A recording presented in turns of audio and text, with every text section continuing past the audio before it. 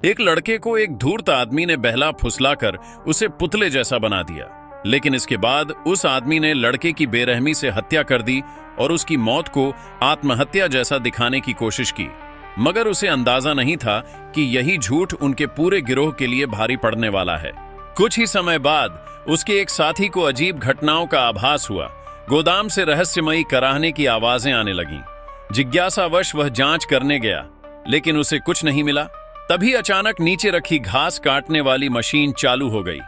घबराकर वह संतुलन खो बैठा और गिरते गिरते उसने एक तार पकड़ ली, लेकिन थकान के कारण उसका हाथ छूट गया और वह मशीन में गिरकर दर्दनाक मौत का शिकार हो गया। इस घटना से गिरोह का सरगना रघु चौंक गया। उसे शक हुआ कि यह सब लड़के की मां का बदला है। उसी रात वह चुपके से उसके घर में घुसा और उसकी मां को दम घोंटकर मार डाला। फिर पुलिस को धोखा देने के लिए उसने गैस का वाल्व खोल दिया ताकि यह सब एक हादसा लगे, और इस तरह वह जांच से बच निकला। लेकिन अजीब घटनाएं फिर शुरू हो गईं। एक दिन अचानक एक परछाई उसके कमरे में घुस आई।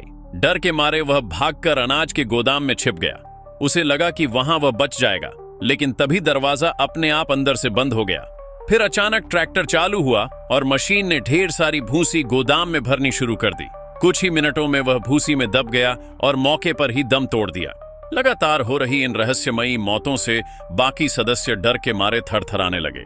एक लड़का दीपू पुलिस के पास जाकर सच बताना चाहता था, लेकिन रघु ने उसे रोक लिया। सच्चाई पता लगाने के लिए उन्होंने लड़के की कब्र खोदने का फैसला किया, लेकिन जब उन्होंने ताबूत खोला तो वह अंदर से खाली निकला। यह देखकर दीपू पूरी तरह डर से टूट गया। रघु को डर था कि अब दीपू पुलिस चला जाएगा, इसलिए उसने लोहे की रॉड से उसका भी कत्ल कर दिया। उसे लगा अब सब खत्म हो गया है और वह बच जाएगा। लेकिन तभी अचानक उसके पीछे से एक ट्रैक्टर उसकी ओर आया और वह डर के मारे भागने लगा। भागते वक्त वह एक लोहे के कांटे से टकरा गया। वही पुतले के लिए इस्तेमाल होता था, और मौके पर ही मर गया। इस तरह उस मासूम लड़के का बदला पूरा हुआ और उसके सभी हत्यारे मारे गए। कहानी यहीं खत्म होती है। देखने के लिए धन्यवाद।